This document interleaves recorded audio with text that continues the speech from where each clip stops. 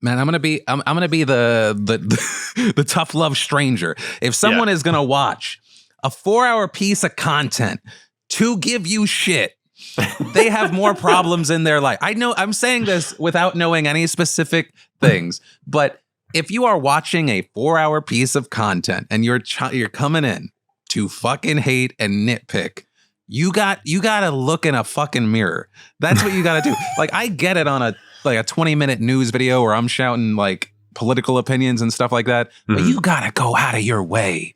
Like, I think that there's been this education over the past decade of like where people are trying to come from, people who used to never have any voices. We've seen, yes, when cancel culture goes too far, but then people not being held accountable. Like, I understand, like that's where we need a balance, but it's insane.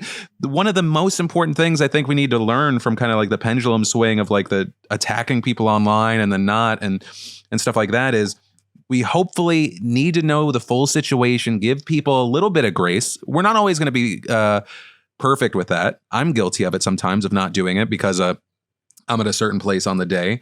But we also have to give people a little benefit of the doubt and room to learn and grow and for a conversation. So I think if someone, especially in what you're doing, like your whole thing, it seems like it's just about like creating this story. Yeah. And obviously it involves the imagination. And so people, it's also a little bit of a story that's happening in their head. But I don't know.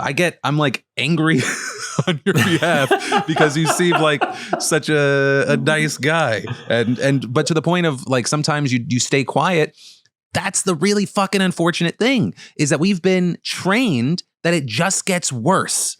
It just gets worse. You comment on one thing, then you have to comment on everything. And then because you're not commenting on stuff, you're hiding something or you're scared. Yeah. And it's a lose situation. So no. I want to say it was Hank Green who had an analogy about having a social media platform as like having this large suit of like robot armor on you. And so any small action you take, you don't realize how big the arm of this robot will sweep and do damage or have an impact. And so like even the tiniest things that we do on social media have a much larger reach than we expect. And sometimes just me making an offhand comment to somebody buried in responses can be misinterpreted, and it turns into a whole thread within a day before when I go back and check in. And I'm like, whoa, what happened? Oh, that's not what I meant. And there's not much you can do about it. And mind you, these are people like us. We are white dudes. We are so privileged in comparison to so many more marginalized creators out there on social media that get so much more shit for people for smaller things. So it's